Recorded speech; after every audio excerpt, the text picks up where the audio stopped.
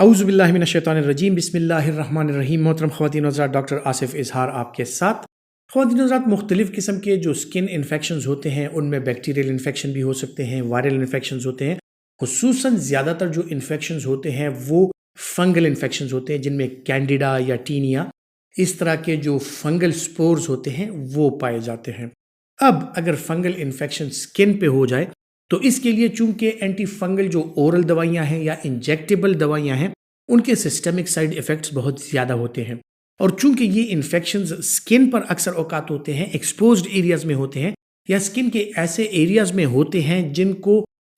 Easily आप उन पे टॉपिकल जो एप्लीकेशंस होती हैं वो अप्लाई कर सकते हैं, तो इन टॉपिकल एप्लीकेशंस को अप्लाई किया जाता है और जो सिस्टमिक साइड इफ़ेक्ट्स हैं ओरल या इंजेक्टेबल जो एंटी फंगल्स होते हैं उनसे आपको बचाया जा सकता है। यानी जितने भी ओरल या इंजेक्टेबल एंटी फंगल दवाइयां हैं, चाहे उनमें टर्बेनाफिन हो, हाइड्रोकैनाजोल हो या इस तरह की और जो दवाइयां होती हैं उनके साइड इफ़ेक्ट्स बहरहाल ज़्यादा होते हैं। इस वजह से ज़्यादातर स्किन इन्फेक्शंस चूंकि माइल्ड टू मॉडरेट डिग्री के होते हैं, ज़्यादा सीवियर होते नहीं हैं, और अगर खुदा ना खास्ता बैकग्राउंड में उनके साथ HIV, एड्स या कोई और इस तरह के मसाइल ना हो या किसी ख़तरनाक एरिया में वो इन्फेक्शन ना हो, तो उसके लिए जो है फिर जो ओरल या इंजेक्टेबल एंटी फंगल्स हैं उनसे परहेज़ किया जाता है और टॉपिकल एंटी फंगल्स का इस्तेमाल कराया जाता है। आज बात करते हैं ऐसे ही एक कम्बिनेशन थेरेपी की जो कि क्लोट्रिमाजोल और हाइड्रोकार्टिसोन की कम्बिनेशन पे अवेलेबल है। क्लोट्रिमाजोल एक एंटी फंगल है और हाइड्रोकार्टिसोन एक स्टीरॉयड है। एंटी फंगल का जब भी टॉपिकल एंटी फंगल का इस्तेमाल कराया जाता है, जो फंगल इन्फेक्शंस होते हैं वो अगर माइल्ड टू मॉडरेट हो और उनके साथ नॉर्मल स्किन इंड्यूरेशन ना हो, स्किन की इन्फ्लेमेशन ज़्यादा ना हो, तो बगैर स्टीरॉइड्स के क्लोट्रिमाजोल वगैरह का इस्तेमाल कराया जा सकता है।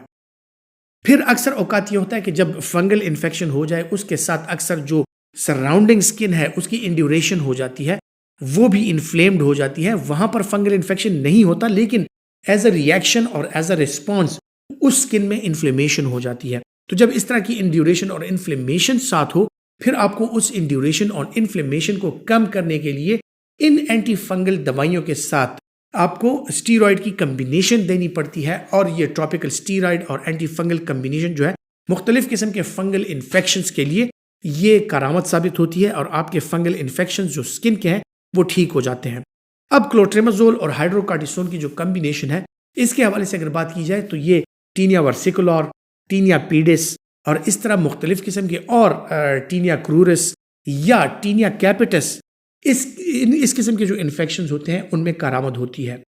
टीनिया कैपिटस चूंकि ये सर में होता है फंगल इन्फेक्शन, उसके लिए आपको क्रीम्स या ऑइंटमेंट्स आपके सर की स्कैल्प पे लगाना मुश्किल हो जाता है, तो इस वजह से इसी कम्बिनेशन में फिर इसके लिए लोशंस अवेलेबल होते हैं जो ईजिली आप अपने सर के चमड़े पे अप्लाई कर सकते हैं और आपके सर में और बालों में जो डैंड्रफ और फंगल इन्फेक्शन और मुख्तलिफ इस किस्म के इन्फेक्शन होते हैं उनसे आप बच जाते हैं।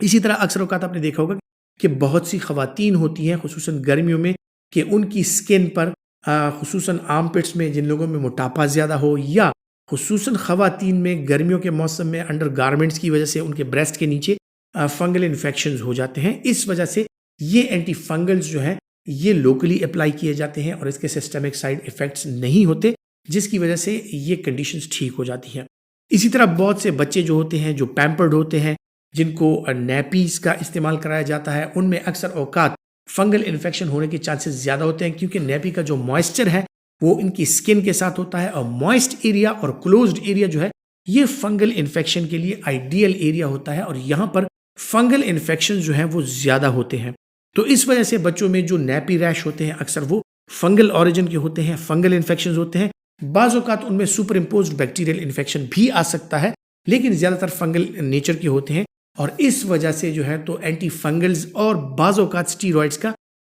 जो कम्बिनेशन इसके साथ होती है उसका इस्तेमाल कराया जाता है। कौन से ऐसे लोग हैं जिनके लिए ये कम्बिनेशन स्टीरॉइड्स की और एंटी फंगल्स की कॉन्ट्रा इंडिकेटेड है? उनमें उन लोगों में जिनमें सर्जिकल वूंड्स हो, यानी आपकी बॉडी पे ज़ख्म हो, सर्जिकल वूंड्स, इसके अलावा जो डायबिटिक फुट है, इसके अलावा किसी भी किस्म का स्किन ब्रेक जहां पर आ जाए तो उसके लिए जो है आप एंटी फंगल्स का इस्तेमाल नहीं करते।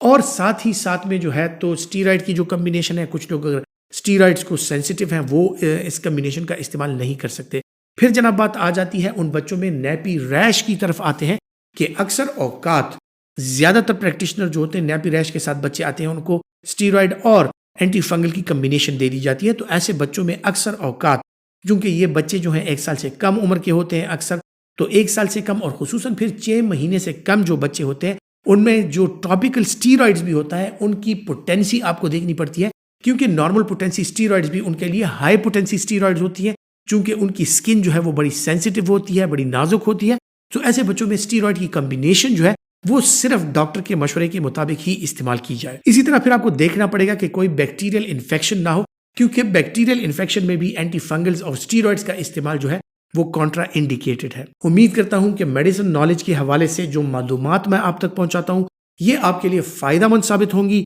और अगर आप समझते हैं कि आपके लिए फायदेमंद है तो ये वीडियोस दूसरों तक जरूर पहुंचाएं। अपना बहुत सा ख्याल रखिएगा। अल्लाह हाफिज।